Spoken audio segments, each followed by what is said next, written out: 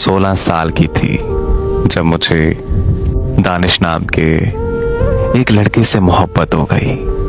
मैंने अपने घर वालों से कहा कि मुझे दानिश से शादी करनी है, लेकिन मेरे घर वालों ने साफ साफ इनकार कर दिया, क्योंकि शादी के लिए मेरी उम्र बहुत कम थी और वैसे भी मेरे घर वाले दानिश को सख्त नापसंद करते थे। वो मुझसे उम्र में काफी बड़ा था और कोई काम भी नहीं करता था, लेकिन मैं दानिश के प्यार में इतनी पागल हो चुकी थी कि मैं उससे शादी करने के लिए किसी भी हद तक जा सकती थी। इसीलिए मैंने घर से भागकर उससे शादी करने का फैसला कर लिया।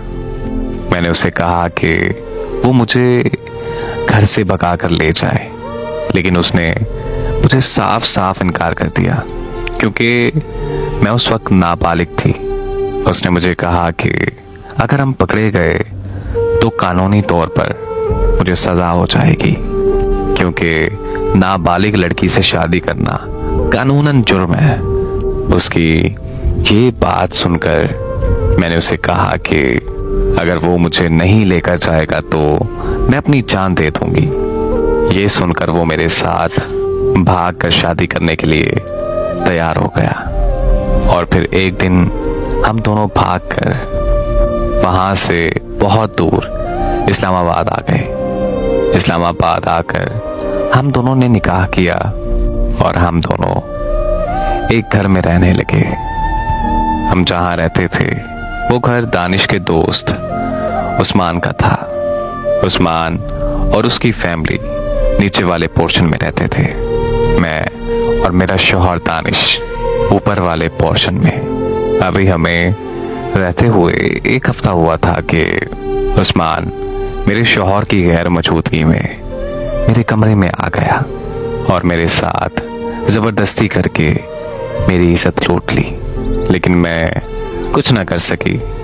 यहाँ तक कि मैं शोर भी ना मचा पाई, क्योंकि मेरे शौहर के पास कोई रोजगार नहीं था और अगर उस्मान हमें अपने घर से निकाल देता तो हमारे पास रहने को और कोई जगह नहीं थी। इसी तरह उस्मान मेरे शौहर की गैर मौजूदगी में मेरे कमरे में आता रहा और मैं चुपचाप उसे अपनी इज्जत लूटने देती रही। 6 महीनों बाद मेरे शौहर ने मुझे उस्मान के साथ देख लिया और वो वहां से चुपचाप चला गया और दोबारा कभी मुड़कर वापस नहीं आया। मैंने दानिश को ढूंढने की बहुत ज्यादा कोशिश की, लेकिन वो मुझे कहीं नहीं मिला। मौत के अलावा मेरे पास कोई और रास्ता नहीं बचा था, मगर मुझ में इतनी भी हिम्मत नहीं थी कि मैं खुद की जान ले सकूं। बस फिर मैं चुपचाप वहीं रहने लगी। जब उस्मान का दिल करता वो मेरे कमरे में आ जाता और अक्सर अपने दोस्तों को भी भेज देता था। और एक दिन उस्मान की बीवी ने हमें एक साथ देख लिया। उस दिन उन्होंने मुझे अपने घर से निकाल दिया।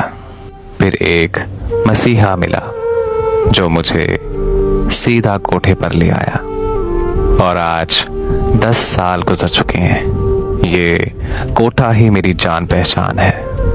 आज मेरे पास काश के अलावा कुछ भी बाकी नहीं। काश मैं अपने खानदान की इज्जत खाक में ना मिलाती। काश मैं अपने शौहर से बेवफाई ना करती, तो आज मेरी जिंदगी भी नॉर्मल लड़कियों की तरह होती। मेरा अपना घर होता, मेरा शौहर होता, मेरे बच्चे होते और मेरे माँ बाप, मेरे बहन भाई मुझसे मिलने आते। लेकिन मैंने अपने ही हाथों अपनी जिंदगी को जहन्नम बना दिया।